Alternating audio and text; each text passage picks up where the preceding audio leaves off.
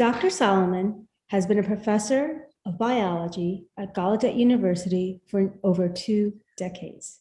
She's also an adjunct professor at the University of Maryland Center for Environmental Science and serves on master's and doctoral committees for research on increasing the participation of deaf and hard of hearing people within STEM.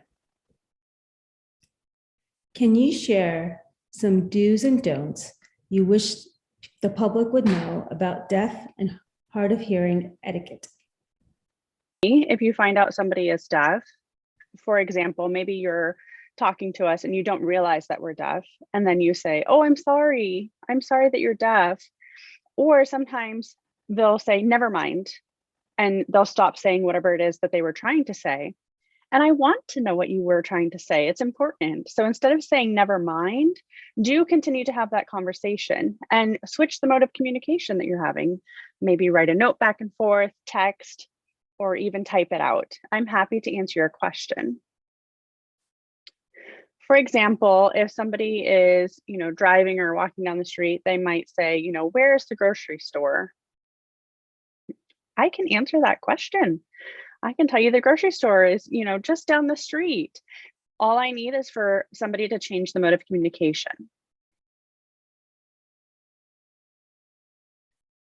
Also, when you are interacting with a deaf person who has an interpreter, ask your question directly to the deaf person, not to the interpreter. The interpreter is going to interpret for the deaf person, and look at the deaf person that you're talking to, not to the interpreter. It's important to have eye contact with the person you're having a conversation with, not the interpreter. And this is our language. This is how we communicate. It's functional and it's very important to us. I think often that when people say comments like that, it feels like they're not recognizing, that person is there. So for example, when I work in the science field, somebody comes up to me and they'll ask me about a sign rather than my work. And I have a lot of research work that I do in the science field and science environment. And instead they're making it about the language that I'm using. And I'm a deaf person first versus a researcher first. So those are some of the do's and don'ts that I would share when it comes to etiquette of interacting with a deaf person.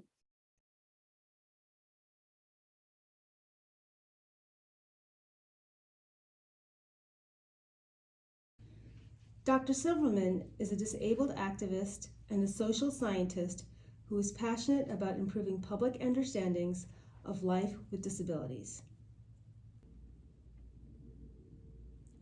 What do you wish society understood and/or appreciated about blindness?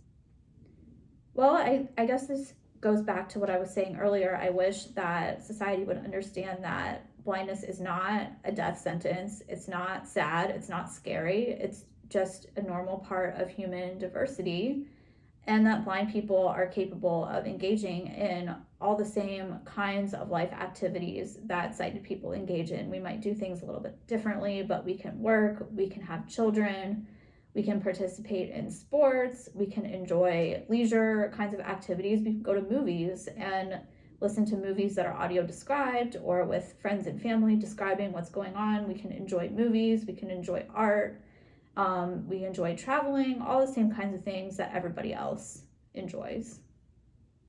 Thank you.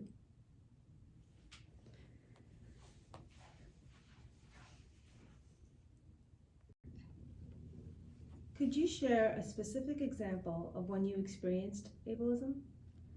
So my husband is sighted, and when we were dating, he was renting a basement apartment. So there was a landlord who lived above him, and sometimes I would come visit him, and so the landlord saw me come in and go downstairs and visit him, but the landlord didn't really know me as a person. He just knew that I was blind and that I used a cane.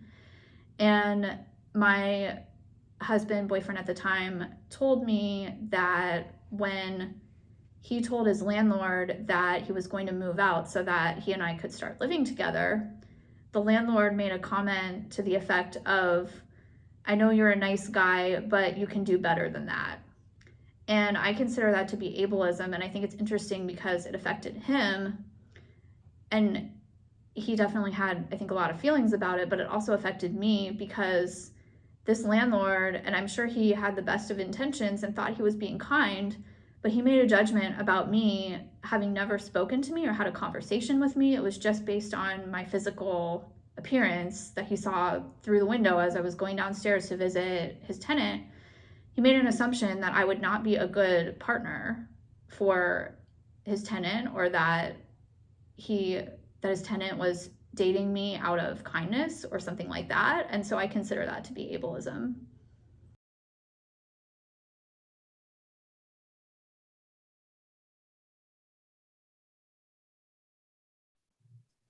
Tony Budaval was diagnosed with autism as a toddler.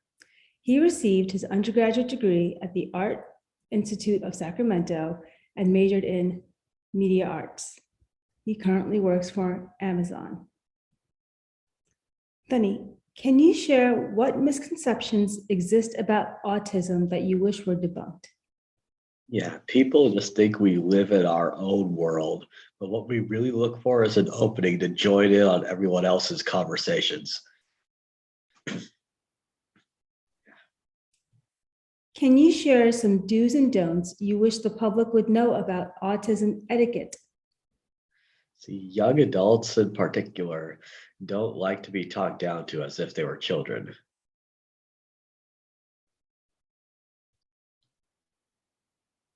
What do you wish society understood and/or appreciated about autism? Yeah, we are creative and we can contribute to society.